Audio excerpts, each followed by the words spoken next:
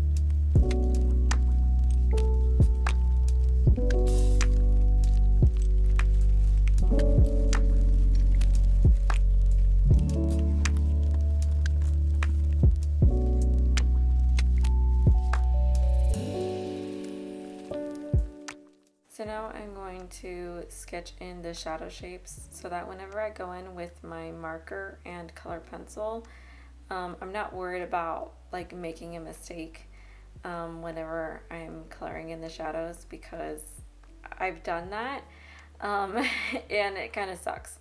So I'd rather go in with my red pencil that I can erase versus kind of worrying about whether or not I'm going to mess up with the coloring portion.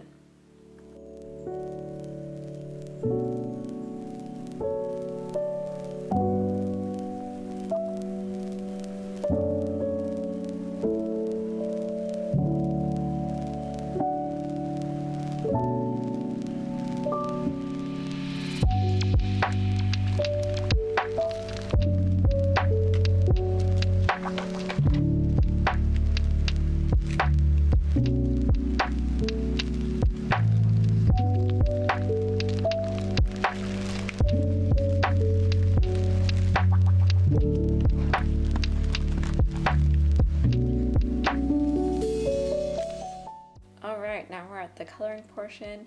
I'm going to start off with putting a flat wash of color across the whole portrait, just so that all the colors that will go on top can be a little more unified and set the tone for the whole portrait.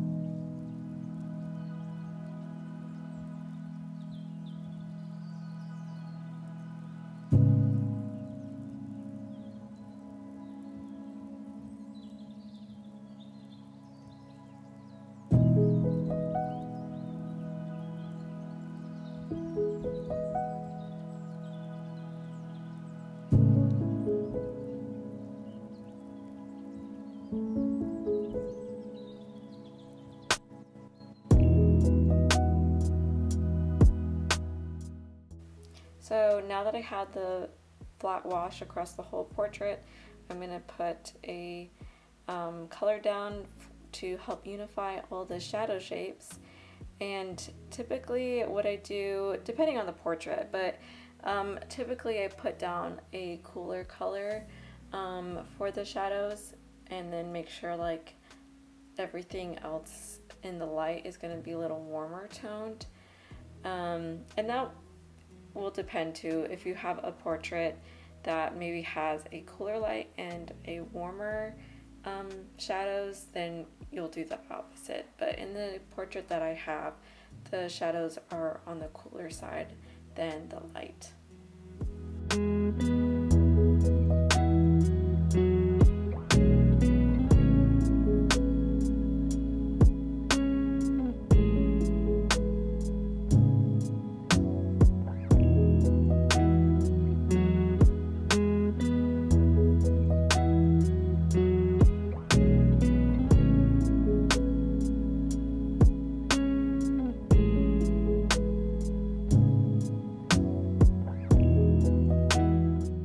So now that I have the overall color down, I'm going to go in with my color pencils. First, re-outlining some of my guides that I noticed got washed out in the marker portion. And now I'm going to put a wash down of red in the shadows, which would seem counterintuitive considering I just talked about how I wanted a cooler color for the shadows because the light felt warmer. But I did notice that the ambiance of the photo had like a red hue to it, and on some portions of his cheek that are in shadow, there was a red reflective light shining on it. So I wanted to make sure I captured that. And if I had put down the blue first, then I don't think that would have been as vibrant as I felt like it was in the photo. You may also be wondering why I am using vibrant colors to color in the shadows rather than grays and blacks. And that's because in my learning, as I've improved my art skill, I learned that shadows, just like light, shadows have color. So for example, if you go outside, you'll see everything that is light is not just white. It has a little bit of a warm yellow and orange tone to it because of the sun. That's the light that's being shined on them. And then you look at the shadows, they may just look gray, but they are in fact more of a blue cool tone, depending on the time of day. But let's talk about midday, you know, on a cloudless day. The blue in the shadows, right, is kind of like reflecting the light of the blue sky. And so when you add these into your drawings, when you put color and shadows, it makes them look more realistic. It makes them look more like interesting, in my opinion anyway. One thing that I really like about Chris Hong, the artist I mentioned earlier, is that when she does portraits, she doesn't just use like skin tone colors and just desaturated colors for the shadows. Like, her portraits typically are very like rainbowish. Like, she uses so many colors in her portraits. Like, there's no color that she doesn't use. And yet you can distinctly tell what's in shadow and what is in light. And so the important thing is, when you are coloring in and you're using colors in your shadows, is that the value or the light and darkness of these colors are different. So I am using like a darker blue for the shadows. Even if it's not a grayish blue, it is a darker blue. And then later on, when I'm using colors for the lighter portion, I'm gonna make sure I use, for this portrait specifically, I use like light colored oranges and reds that are on the wider side of the spectrum than on the darker side. So yeah, I don't feel like I'm explaining this very well. This is why I don't teach art. So I highly recommend looking up those videos by Chris Hong and Gabrielle Brickley, because they kind of talk about these things in coloring portraits, and how there are colors and shadows and in light, and how that can really add life and interest to portraits if that's something you really want to do.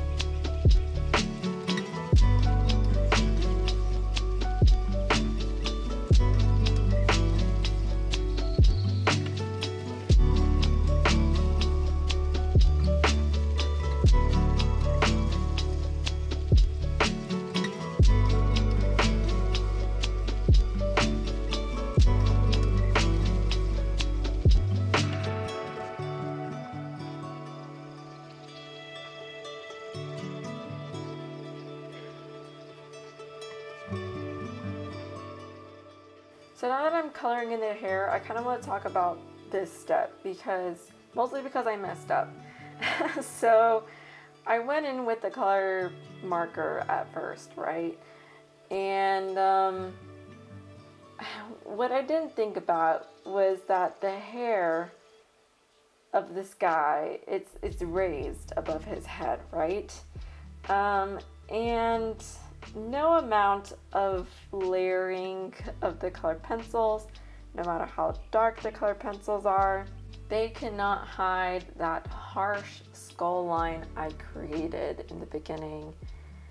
And the end result just looks like his hair is very transparent or very thin, and it just, honestly, it almost takes away the youth from this guy. And I'm really sad about how that turned out, because it doesn't look good in my opinion. And so in the future, what I'll probably do is either take my marker blender and try to blur out the skull line wherever the hair starts, or I just won't go in with marker at first, and instead I'll do a wash of color with a color pencil in order to avoid that harsh skull line, because it doesn't look good, and I'm really sad that that's how it turned out. But other than that, it was a good portrait study. I learned a lot from doing these, and I hope you enjoyed this process. If you would like to see more portrait studies, let me know in the comments, and I'll see you in the next video. Bye!